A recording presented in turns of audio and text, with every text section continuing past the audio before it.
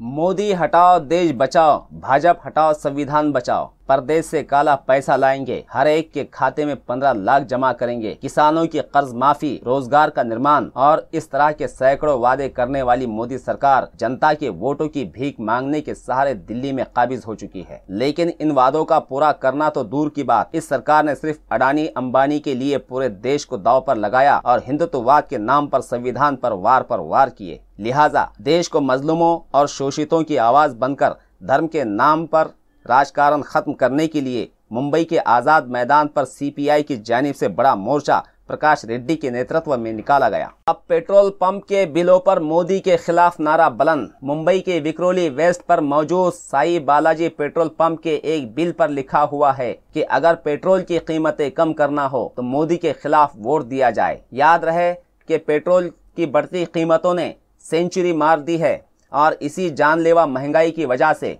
Transport भी महंगे हो चुके हैं। लोगों की बुनियादी जरूरतों पर काफी मार पड़ी है। जिंदगी के लिए एक एक सांस खरीदने पर मजबूर लोग अब बीजेपी के 2014 के वादों को याद करते हुए जहर का घूंट पी रहे हैं। क्या बाबा रामदेव, क्या नरेंद्र मोदी और क्या स्मृति ईरानी चीख चीख कर कह रहे थे कि अगर पेट्रोल 40 रुपया लीटर से चाहिए तो बीजेपी को वोट दिया जाए। लेकिन गजब किया जो तेरे वादे पे एतबार किया, तमाम रात कयामत का इंतजार किया।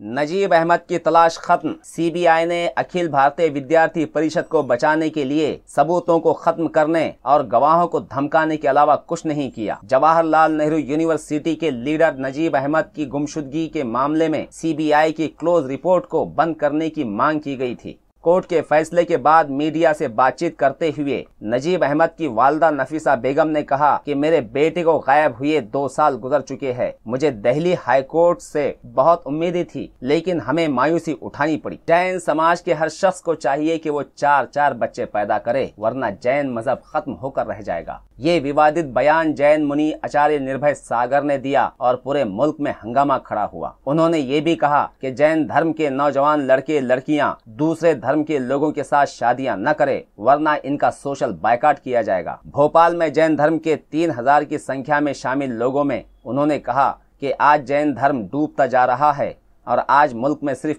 50,000 की संख्या में जैन धर्म के लोग मौजूद है। अगर ऐसा हाल रहा तो आइंदा 40 सालों में जैनों की लोक संख्या 6 लाख से कम होगी। उन्होंने ये भी कहा कि 25 साल से कम उम्र की जैन औरतों को दूसरे धर्म में शादी करने से रोकने का कानून बनाया जाए। तमिलनाडु में बीजेपी जिंदा होने की कोशिश कर रही है। वो तमिलनाडु जहां पर रामास्वामी पेरियार की फिक्र ने आरएसएस और बीजेपी को कदम रखने नहीं दिया, वहां पर बीजेपी को जिंदगी बख्शने के लिए तमिलनाडु के चीफ मिनिस्टर के पलानी स्वामी नरेंद्र मोदी से हाथ मिलाने के लिए मचल रहे हैं। कल पीर के रोज नरेंद्र मोदी से मिलने के दौरान के पलानी स्वामी ने दोस्ताना माहौल में बातचीत की और आंखों ही आंखों में 2019 के पार्लियामेंट इलेक्शन में दोस्ती का इशारा दिया। याद रहे कि के पलानी स्वामी की पार्टी के 37 मेंबर ऑफ पार्लियामेंट है और बीजेपी का सिर्फ एक ही मेंबर हमेशा राम मंदिर और हिंदुत्ववाद का डंका पीटता है। इसलिए मोदी की बीजेपी वहां पर कदम जमाने के लिए दोस्ती का ये खेल खेल रही है।